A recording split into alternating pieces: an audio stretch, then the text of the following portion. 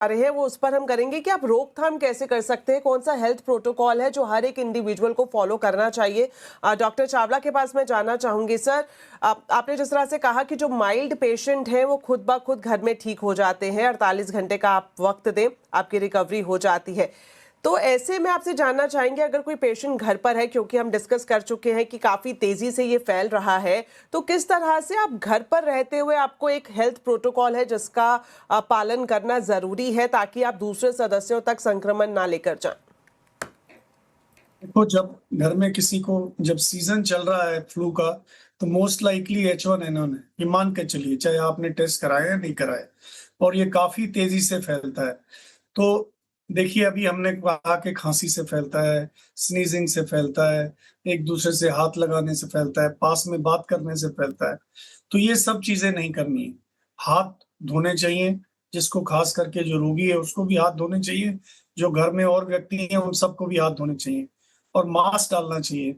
जिनको नहीं है उनको भी, और जिसको है अगर उसको अलग कमरे में रख सकते हैं तो बहुत अच्छा है, नहीं तो मास्क तो उसको भी डालना चाहिए। कम से कम इतनी, और इधर-उधर हाथ वगैरह टच नहीं करना चाहिए, बिकॉज़ ये जैसे आपको किसी से हैंडशेक किया और अपने नाक पे लगा लिया, तो आपको भी ये थोड़ा ही वायरस लोड अंदर जाके वो मल्टीप्लाई होके डिज़ीज़ कर सकता है। ये मिनिमम इतना करना चाहिए, और आपको जैसे हम कोविड में करते थे, ऑलमोस्ट वैसी ही प्रिकॉशन, भीड़ वाले इलाकों में ना जाएं, बिकॉज उन सब इलाकों में अब क्योंकि ये फैल रहा है तो किसी ना किसी को होगा। जैसा डॉक्टर बाटी ने बताया कि एसिम्प्टोमेटिक होते हैं, तो एसिम्प्टोमेटिक फैलाते हैं ऐसे स्थानों पर। तो आपको अगर जरूरी नहीं है, जो जहाँ गैदरिंग्स हैं उसको अवॉइड करें, हाथ वगैरह धोते रहें, खास करके जो जिसके घर में पेशेंट्स हैं उनको तो खास करके, और उसके पास ना जाए, मास्क डालें, इतना मिनिमम प्रिकॉशन बहुत जरूरी है। बिल्कुल, तो प्रिकॉशन बेहद ज़रूरी है। डॉक्टर पुण्या, आपसे जानना चाहेंगे कि जिस तरह से हम लक्षण पर जिस तरह से बात कर रहे हैं कि बुखार आता है, खांसी, सर्दी, सांस लेने में दिक्कत होती है। अक्सर ये भी देखा जाता है कि किसी को बुखार हुआ, दवाई ली और अचानक से बुखार उतर गया, लेकिन खांसी, सर दर्द, बदन में दर्द ये अभी भी बना हुआ है। तब भी क्या आपको ज़रूरी है कि आप घर पर रहें, प्रिकॉशन लें? क्योंकि कई बार ये सोचा जाता है कि अब बुखार नहीं है तो घर से बाहर जाते हैं, दूसरे लक्षणों को हम कहीं ना कहीं इग्नोर कर देते हैं। तो कितना ज़रूरी है कि अगर आपको बुखार उतरने के बाद भी इस तरह के लक्षण दिख रहे हैं तो आप सावधानी उसी तरह से बरतें? जी मैम, तो बुखार उतरने के बाद में भी 48 घंटे तक हम लोग ये वायरस को स्प्रेड कर सकते हैं। सो इसके लिए up to 48 hour fever free interval के बाद में ही हमें जो है घर से निकलना चाहिए और एहतियात तोड़नी चाहिए। WHO के हिसाब से 7 डेज का पीरियड भी ऑन एन एवरेज बोला जाता है कि 7 days of home isolation is recommended.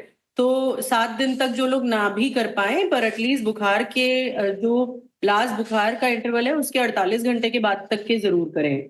खांसी, जैसे कि सर ने कहा था, खांसी और जुकाम तो ऐसे लक्षण है वो रिएक्शनरी होते हैं, जबकि जो बॉडी के इम्यून सिस्टम के रिएक्शन की वजह से आते हैं, वो तो कई बार 10 दिन 15 दिन भी चल जाते हैं।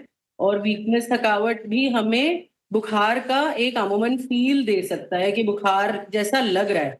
पर अगर fever which is 1 degree rise of temperature, यानी कि 100 से ऊपर का बुखार या 1 डिग्री बेसलाइन से ऊपर तक जब बुखार आना बंद हो जाए, उसके 48 घंटे के बाद में अमूमन कोई भी इंसान इन्फेक्टिव रहना बंद हो जाता है।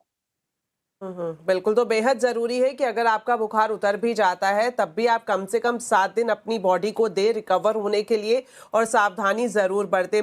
आखिर में समीर जी आपके पास भी आना चाहूँगी कि जिस तरह से हम लगातार डिस्कस कर रहे हैं और मेन पॉइंट हमारा डिस्कशन का ये भी रहा है कि अगर हम पिछले साल के मुकाबले देखें तो इस बार ये संख्या काफ़ी तेज़ी से बढ़ती हुई आई है। खासतौर पर अगर हम राजधानी दिल्ली को देखें, कर्नाटक देखें, केरल देखें, तो ये जो ईयर ऑन ईयर बढ़ता हुआ ट्रेंड है, तेजी से नंबर सामने आ रहे हैं।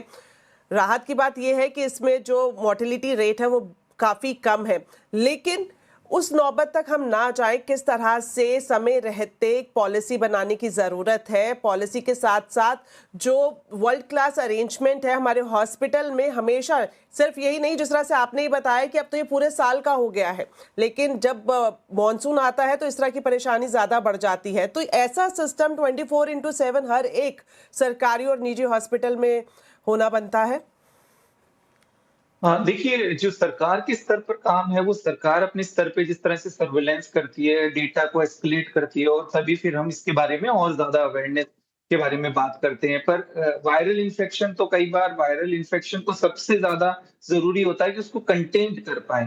वो बहुत ज़्यादा अधिक से स्प्रेड ना हो और हमारी जो वल्नरेबल पॉपुलेशन है उसको हम मतलब उस तक ये स्प्रेड ना हो। इसमें सबसे ज़्यादा ज़रूरी है कि देखिए ये कितना जितना ज़्यादा फैलता है, उतना ही ज़्यादा उसमें से कुछ लोग ऐसे होते हैं जिनकी इम्यूनिटी उस तरह से नहीं होती, इम्यूनो कॉम्प्रोमाइज़्ड होते हैं और वो गंभीर अवस्था में पहुँच जाते हैं। तो सरकार के स्तर पे तो देखिए वैक्सीनेशन को लेकर थोड़ी ड्राइव चलाई जा सकती है, वैक्सीनेशन को अफोर्डेबल बनाया जा सकता है, स्क्रीनिंग को, टेस्टिंग को अफोर्डेबल बनाया जा सकता है। बट व्यक्तिगत तौर पर बहुत ज़्यादा ज़रूरी है इसको कंटेन करने के लिए जितना हो सके कि जैसे जब भी हम पब्लिक ट्रांसपोर्ट यूज़ कर रहे हैं, मेट्रो यूज़ कर रहे हैं, बस यूज़ कर रहे हैं, क्योंकि ये ड्रॉपलेट इन्फेक्शन से होता है। तो वहाँ पर हमें ध्यान रखना है कि एटलीस्ट वहाँ हमें जब जिस टाइम संक्रमण फैल रहा है, हमें मास्क पहनना है, साथ ही साथ हैंड सैनिटाइज़ेशन का बहुत ध्यान रखना है, रेस्पिरेटरी एटिकेट्स का आपको ध्यान रखना है कि खाँसते-छींकते वक़्त एटलीस्ट आप रुमाल, टिश्यू पेपर या हाथ का इस्तेमाल करें। ये सब बातें आपको ध्यान रखनी है और ख़ास तौर पे जब भी आप इम्यूनो कॉम्प्रोमाइज़्ड एल्डरली लोगों से मिलते हैं, जब बाहर से आते हैं, तो एटलीस्ट कोशिश करें कि इस तरह का जब संक्रमण फैल रहा है, तो आप मास्क पहनकर उनके पास जाएँ। ये सब मुझे लगता है बहुत ज़्यादा ज़रूरी है और धीरे-धीरे वैक्सीन जितनी ज़्यादा अफोर्डेबल होगी वैक्सीन को थोड़ा ख़ास तौर पे एल्डरली बुज़ुर्ग लोगों के लिए, इम्यूनो कॉम्प्रोमाइज़्ड लोगों के लिए क्योंकि इसको एनुअली दिया जाता है, हर साल ये जो है लगनी होती है। ख़ास तौर पे अभी हम देखें पोस्ट मानसून के बाद सर्दियों तक इसके केसेस काफ़ी ज़्यादा बढ़ते हैं, सर्ज काफ़ी ज़्यादा बढ़ती है। तो वैक्सीनेशन के ऊपर भी थोड़ा मुझे लगता है और ज़्यादा अवेयरनेस होनी ज़रूरी है। साथ के साथ रेगुलर हमें अपनी इम्यूनिटी के ऊपर काम करते रहना ज़रूरी है, जिसमें कि हमारी नींद ठीक होनी ज़रूरी है, हमें सनलाइट का एक्सपोज़र होना ज़रूरी है, हाइड्रेशन हमारा ठीक होना ज़रूरी है, एक्सरसाइज़, मूवमेंट ये सब होनी ज़रूरी है। क्योंकि जितनी हमारी इम्यूनिटी ठीक रहेगी तो वायरल इन्फेक्शंस तो देखिए आते रहेंगे, सर्ज कम ज़्यादा होती रहेगी, पर अगर हम जितना हमारी इम्यूनिटी स्ट्रॉन्ग रहेगी, तो वायरल इन्फेक्शन बिल्कुल, तो से हमें जितनी बहुत ज़्यादा इम्यूनिटी बीमारी की आपकी अच्छी गंभीरता नहीं रहेगी तो होगी। ये बीमारियां आपके आसपास नहीं फटकेंगी। Thank you so much.